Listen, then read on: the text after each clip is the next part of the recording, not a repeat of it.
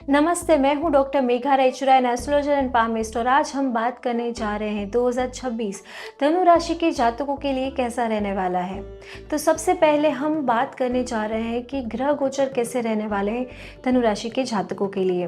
तो जो लग्नेश है वो गुरु है, सुखेश भी गुरु है, देवगुरु बृहस्पति हैं, वो सप्तम भाव में शुरू के 6 महीने विराजित होने वाले हैं और उसके बाद अष्टम मृत्यु स्थान में है, वो कर्क राशि में उच्च के विराजित होंगे। तो देवगुरु बृहस्पति हैं वो अक्टूबर के बाद भाग्य स्थान में सिंह राशि में विराजित होंगे, जो कि लग्नेश भी हैं। जो द्वितीय धन कुटुंब वाणी और तृतीय भाव के स्वामी होकर शनिदेव है वो सुख भाव में विराजित होंगे और पूरा साल वहीं पर विराजित रहेंगे मीन राशि में। तो जो राहु है वो तृतीय भाव में पराक्रम भाव है, नेबरहुड भाव है, छोटे भाई बहनों का हाउस है, वहाँ पर मित्र राशि शनि के घर में विराजित होंगे और केतु हैं वो भाग्य स्थान पे पूरा साल विराजित रहेंगे और सिंह राशि में विराजित होंगे। तो बात करते हैं हेल्थ के पर्सपेक्टिव से ये साल कैसा रहने वाला है।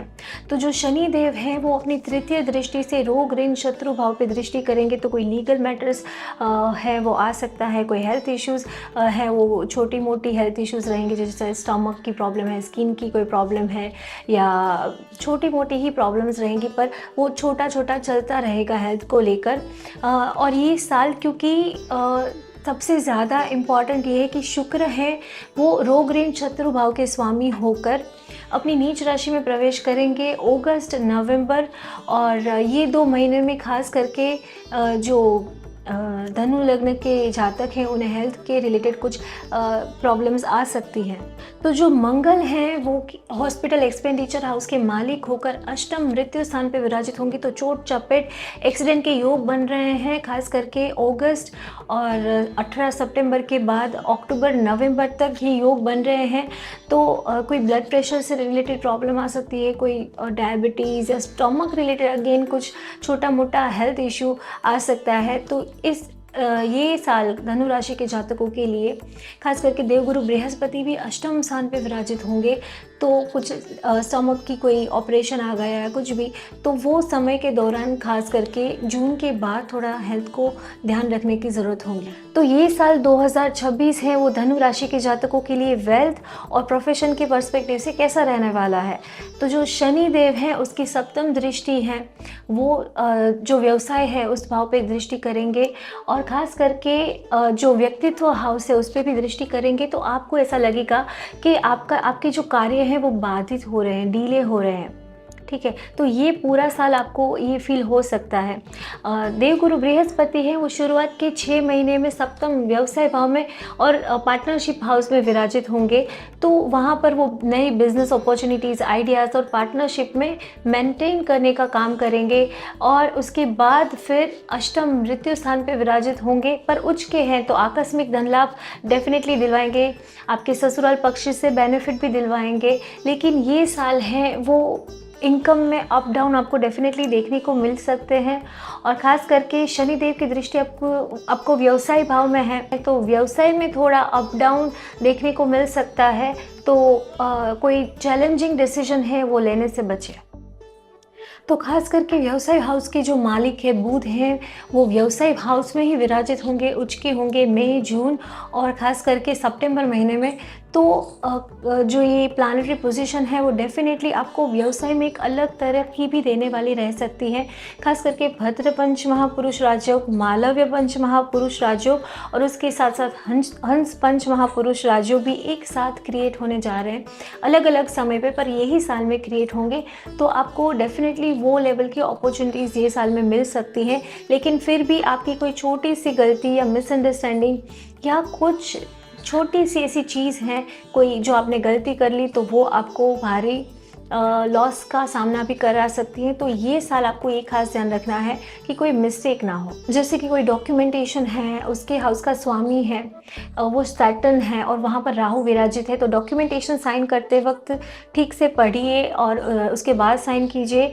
कोई ऐसी चीज़ लिखी गई है तो उसे ध्यान से देखिए। तो खास करके ऐसी चीज़ें जो छोटी मोटी गलतियाँ करवा सकती है, कोई रिलेटिव्स रिलेशंस में कोई है, कोई मित्र है, तो ज़्यादा ट्रस्ट करने से बचिए, तो ये सबसे ज़्यादा सही रहने वाला है आपके लिए। अगर ये साल आपने थोड़ा ध्यान से काम किया तो डेफ़िनेटली ये साल ऊँचाइयों तक पहुँचा सकता है, लेकिन इसमें की गई गलतियाँ भी आपको भारी पड़ सकती हैं। तो ख़ास करके अप्रैल और मई महीने हैं, उसमें आपको घर में कुछ समस्या रूप साबित हो सकते हैं और क्लैशेस थोड़े बहुत रहेंगे। आपको फैमिली को रिलेशंस मेंटेन करने में आपको थोड़ा बिज़नेस और व्यवसाय और पर्सनल रिलेशन सब थोड़ा ऐसा हो जाएगा कि दोनों में से कौन सी चीज़ पे ज़्यादा ध्यान दिया जाए। तो ये समय ऐसा रहेगा कि आप दोनों को संभालने के लिए थोड़ा चिंतित रहेंगे और उसकी वजह से आपको हेल्थ इश्यूज़ आ सकते हैं। ख़ास करके ये साल रिलेशंस को संभालने का साल है और कोई आपका बेनिफिट ना एडिशनल ले ले, उसका भी ये साल है। तो आपको ये चीज़ें ध्यान में रखनी है। ख़ास करके द्वितीय वाणी भाव का स्वामी सैटर्न है, वो इस साल सुख भाव में विराजित हैं और ख़ास करके धनु राशि के जातकों को ये ध्यान रखना है कि आपकी कोई कही गई चीज़ें किसी को हर्ट ना कर जाए।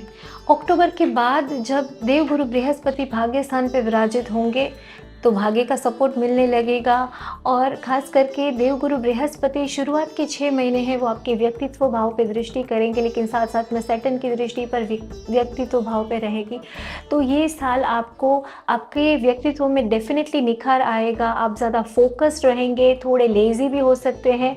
अपने कार्यों को डिले ना करें और हो सके उतनी मेहनत से काम करें, फोकस से काम करें और बिना वजह कभी कभी आपको अपसेट भी कर सकती है ये पोजीशन। तो सितंबर महीने के बाद जब देवगुरु बृहस्पति हैं वो भी सुख भाव के मालिक होके उच्च के विराजित होंगे और शुक्रदेव हैं वो एकादश भाव में स्वग्रही होंगे, तो डेफिनेटली इनकम के कुछ नए बेनिफिट्स आपको मिल सकते हैं।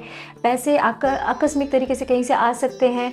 तो ये साल आपको अष्टम स्थान पे देवगुरु बृहस्पति है, तो डिसीजन मेकिंग में खास ध्यान रखना है, लेकिन डिसीजन भी आपके लिए ज़्यादातर सही रहेंगे। आपको कुछ छोटी मोटी चीज़ें परेशान कर सकती है। हेल्थ पे ज़्यादा फोकस ये साल डेफिनेटली रहेगा, तो आपका फोकस डाइवर्ट हो सकता है। तो धनु राशि के जातकों के लिए ये साल रिलेशनशिप के पॉइंट ऑफ व्यू से कैसा रहने वाला है, तो सप्तम भाव के जो स्वामी हैं जो कि विवाह के कारक हैं बुध हैं, और बुध हैं वो मई, जून, जुलाई, अगस्त और सितंबर महीने में खास करके स्वराशि और उच्च राशि में प्रवेश करेंगे और भद्र नामक पंच महापुरुष राजयोग भी बनाएंगे। तो ये साल सप्तम भाव में देवगुरु बृहस्पति की उपस्थिति भी शुरुआत के 6 महीने में देखी जा सकती है। तो ये साल डेफिनेटली धनु राशि के जातकों के लिए विवाह के योग बनेंगे। तो जो मंगल है वो पंचम प्रेम भाव के मालिक है और वो शुरुआत में जनवरी, फरवरी और मई, जून में खास करके ऐसे योग बन रहे हैं कि प्रेम विवाह के भी योग बन रहे हैं। तो ये स्ट्रॉन्ग योग हैं वो जनवरी, फरवरी, मई और जून में खास बन रहे हैं और शुरुआत के 6 महीने भी बहुत ज़्यादा सही रहने वाले हैं रिलेशनशिप, दाम्पत्य सुख और जीवन के लिए।